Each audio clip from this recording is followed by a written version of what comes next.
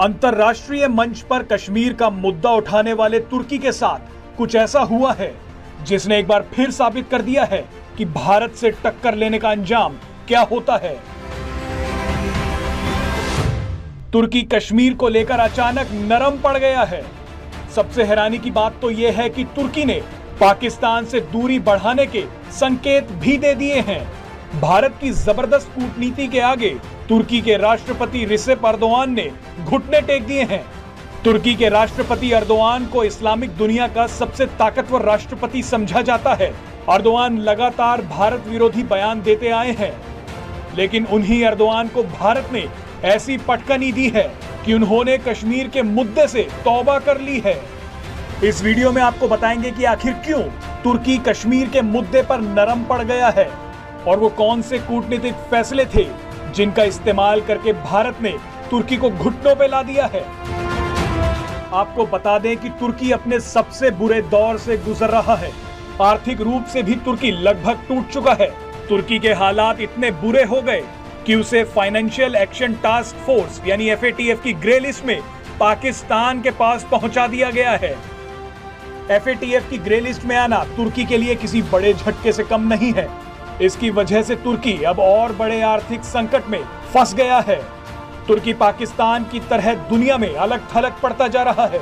अब एक Italian website ने दावा किया है कि तुर्की कश्मीर के मुद्दे पर कोई रुचि नहीं लेना चाहता। वेबसाइट के एक राजनीतिक विशेषज्ञ सर्गियो रेस्तेली ने बताया कि बीते दिनों पाकिस्तानी राष्ट्रपति की मेजबानी वाले कार्यक्रम में तुर्की के राष्ट्रपति अर्दोआन ने कश्मीर के मुद्दे पर पाकिस्तान का कोई पक्ष नहीं लिया। तुर्की के इस रुख से पाकिस्तान बहुत निराश हो गया। रेस्तेली ने बताया कि अर्दोआन ये मान चुके हैं कि असल में उत्पीड़न उइगर मुसलमानों का हो रहा है और अब कश्मीर का मुद्दा उनके लिए जरूरी नहीं है। इटालियन वेबसाइट की इस रिपोर्ट में यह भी दावा किया गया है कि तुर्की अब उन इस्लामिक देशों से रिश्ते सुधारने में जुटा है जिनके भारत से बहुत अच्छे रिश्ते हैं। तुर्की ने हाल ही के दिनों में इजिप्ट, UAE और सऊदी अरब से रिश्ते बेहतर करने की कई कोशिशें की हैं, लेकिन यहाँ सबसे बड़ा सवाल है कि तुर्की आखिर ऐसा क्यों कर रहा है। इसकी वजह है भारत के वो बड़े कूटनीतिक फैसले जिनके कारण तुर्की ने कश्मीर से किनारा कर लिया है।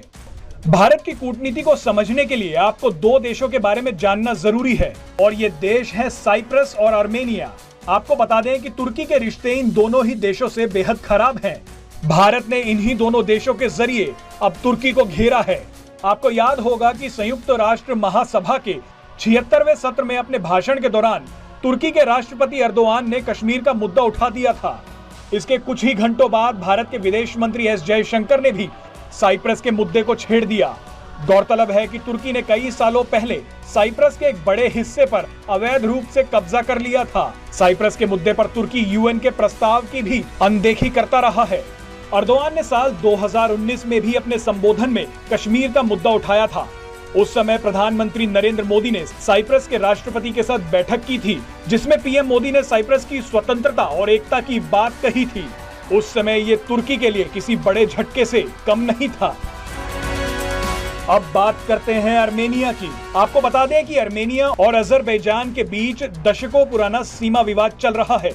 हाल ही में ये विवाद फिर भड़क उठा था।